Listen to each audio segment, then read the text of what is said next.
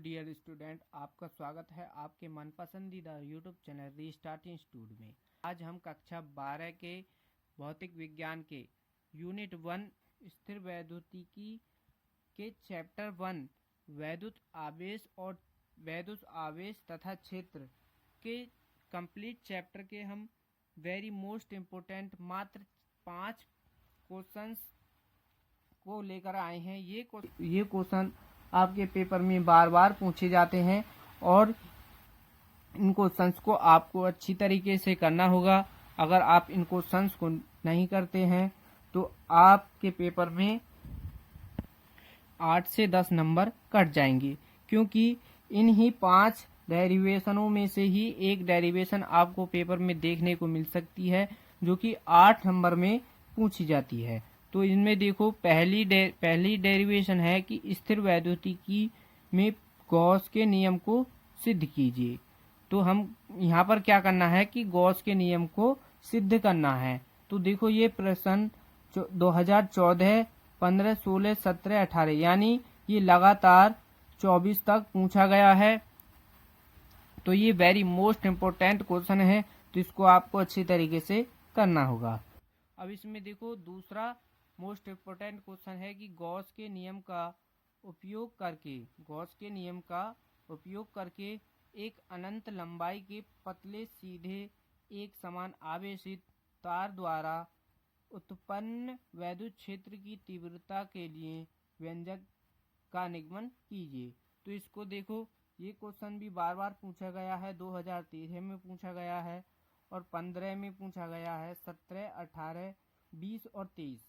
तो ये भी 6 से 7 बार पूछा गया है। तो ये भी question very most important question है, तो इसको भी आपको अच्छे तरीके से समझ लेना है। तो अब इसमें देखो, तीसरा प्रश्न है वेरी मोस्ट इम्पोर्टेंट। तीसरा प्रश्न, गॉस के नियम का उपयोग करके एक समान आवेशित अनंत समतल चादर के कारण वैद्युत क्षेत्र ज्ञात कीजिए। तो इसमें भी हमको क्या करना है, वैद्युत क्षेत्र ज्ञात करना है। किसके द्वारा? अनंत समतल चादर के कारण, आवेशित अनंत समतल चादर के कारण वैद्युत क्षेत्र इसमें ज्ञात करना है। किसके उपयोग से? गॉस के नियम के उपयोग से। तो ये क्वेश्चन देखो बार बार पूछा गया है। 2013, 14, 15, 16, 17, 18, 20, 21, 20, 22, 23 यानी ये भी क्वेश्चन लगातार पेपर में आता है। तो इस क्वेश्चन को आपको अच्छी तरीके से करना है। ये वेरी मोस्ट इम्पोर्टेंट क्वेश्चन है। तो इसमें देखो, तीसरा प्रश्न तो ये रहा वेरी मोस्ट इम्पोर्टेंट। और वेरी मोस्ट इम्पोर्टेंट क्वेश्चन आपका चौथा प्रश्न है ये कि किसी वैद्युत द्विध्रुव के कारण अक्षय स्थिति में किसी बिंदु पर वैद्युत क्षेत्र की तीव्रता का व्यंजक प्राप्त कीजिए। तो इसको देखो, 4 बार ये पूछा गया है, बार बार बदल कर ये पूछा जाता है। 2014 में पूछा गया है, 16 में पूछा गया है, 19 में पूछा गया है, 22 में पूछा गया है। तो ये question very most important question है। तो अब इसमें देखो, मोस्ट इम्पोर्टेंट 5वां प्रश्न है कि गॉस की प्रमेय से कूलाम के नियम का निगमन कीजिए।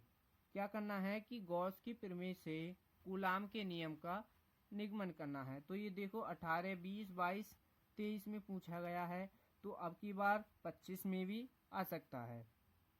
तो ये रहे आपके वेरी मोस्ट इम्पोर्टेंट 5 डेरिवेशन। अगर आप इन डेरिवेशनों का सॉल्यूशन चाहते हैं तो कमेंट में यस लिख करके कमेंट कीजिएगा। अगर 10 से 12 बच्चों के कमेंट आते हैं तो हम इन 5 डेरिवेशनों का एक वीडियो लेकर के आएंगे।